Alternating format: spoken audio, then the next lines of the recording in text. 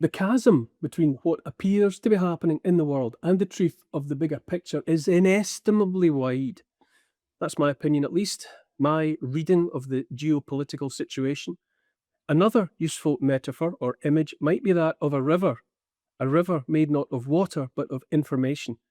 And that river is a raging torrent now, bursting its banks and sweeping everything downstream so quickly and so dangerously that all anyone caught in the flow might do is just avoid drowning.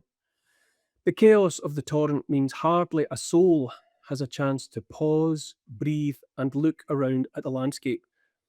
As if those images weren't enough, arresting enough, there's the plight of the USS Gerald Ford, an aircraft carrier with barely a functioning toilet for the 5,000 people aboard. The ship has been at sea for 8 months already, a deployment looking set to stretch to at least 11 months, and so the record for a deployment of a US Navy vessel. The USS Gerald Ford is presently destined for a role in the threatened war with Iran, and already morale aboard is low.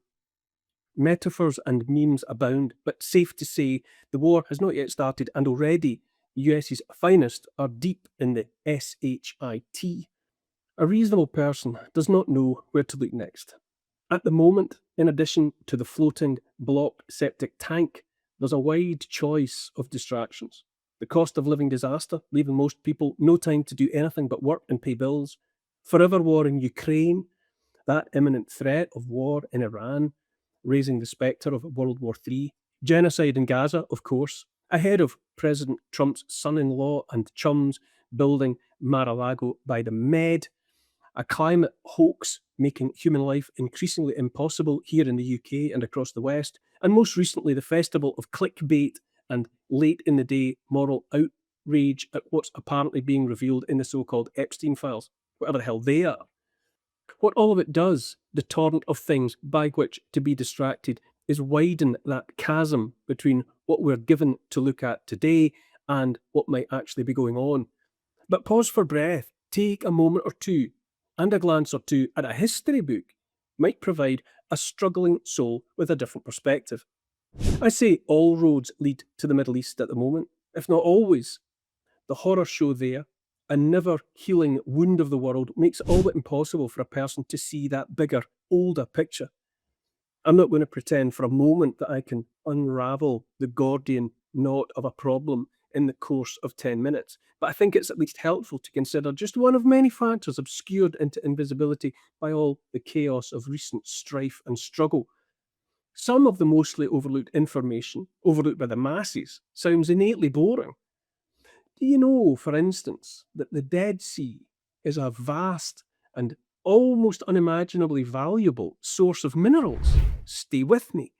There, in the waters and seabed of the Dead Sea, a natural wonder sitting at 1,300 feet below sea level, are billions of tons of potassium chloride, sodium chloride, magnesium chloride, and calcium chloride, among other highly desirable and lucrative commodities.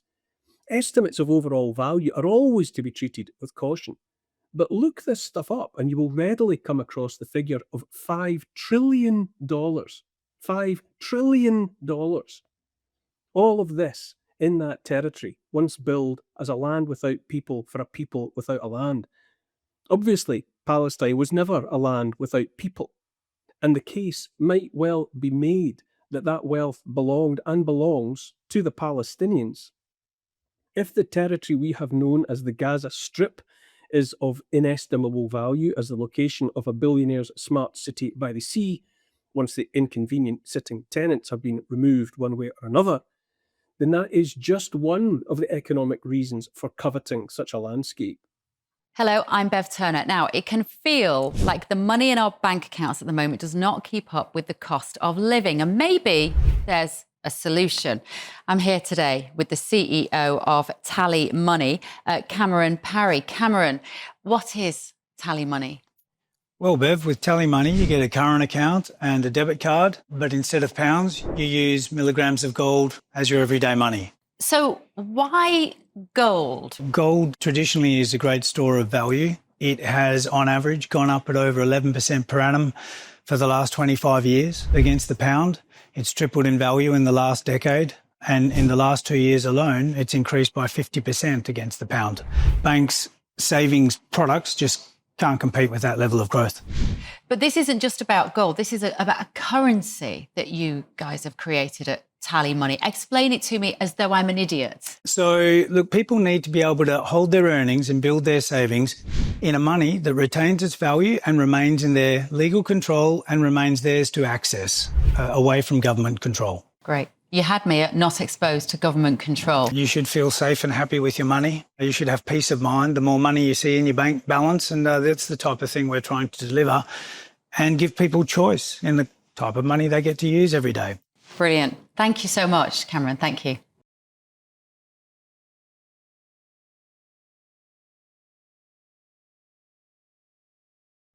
The Dead Sea minerals were first analysed by a German geologist, Professor Max Blankenborn, in 1876, but his findings were not published until 1896.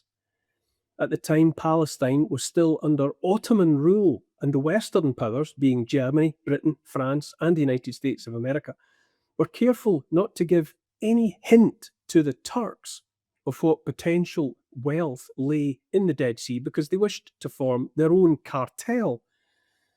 There is a historical case to be made for Western powers having paid attention to Palestine as a crucial foothold in the Middle East since the end of the Napoleonic Wars in 1818, when Europe set about asset stripping what had been the Ottoman Empire.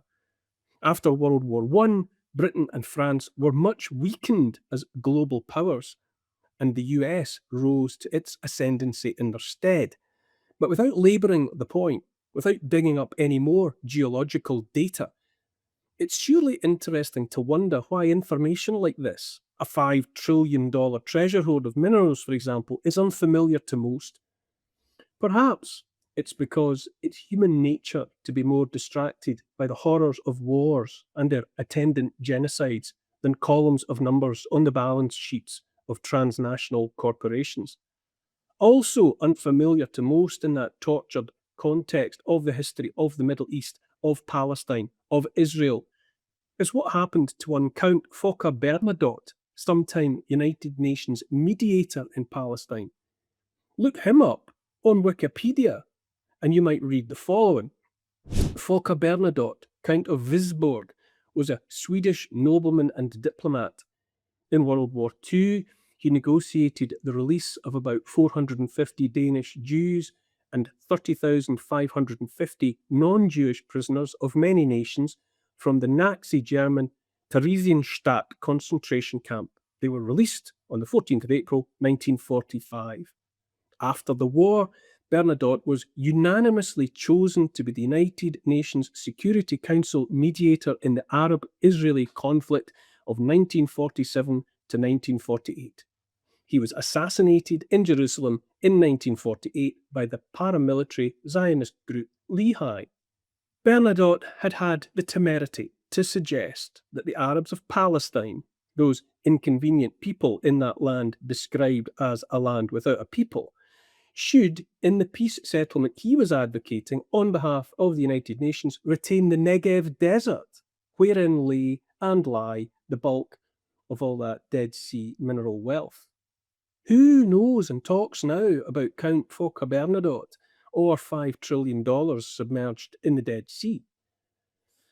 My point is that there's so much to know, so much information of inestimable value buried somewhere. Consider too what we are invited to think about when it comes to being sold on watching ancient civilizations being pounded into rubble one after another. About how regime-changing wars are about establishing and then defending democracy, about defending the unalienable rights of women and of children, while it is invariably those women and children that are slaughtered by the millions in those same regime-changing wars. We are invited to see the likes of Saddam Hussein of Iraq and Muammar Gaddafi of Libya as murderous dictators, but not told so much about how both had had the nerve to plan to trade in their country's oil and gas reserves using currencies other than the US dollar.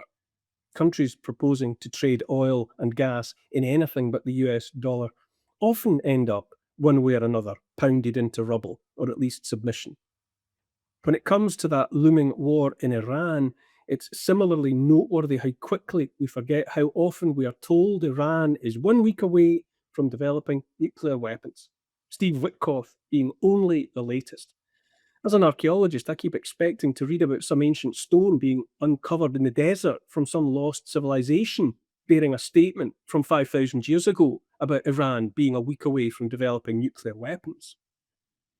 None of what I'm saying is clever or the product of anything more than reading. But the torrent of information, pumped by bought and paid for mainstream media working around the clock to push one narrative while drowning all others, is so effective at sweeping us along to the next thing. I find the image of the USS Gerald Ford, all but bunged up by its own sewage, a potent one. President Donald Trump has just delivered the longest State of the Union address in that country's history, pumping out yet more of the same about the economy, about the border, and about Iran and those nuclear weapons. As more and more of us try to swim against the current of that river of sewage, or even to just stay still, the sense that it really is just a shit show is increasingly overwhelming as well. If you've enjoyed this content, don't forget to like and subscribe. And if you haven't done so already, why not go to the App Store and download the GB News app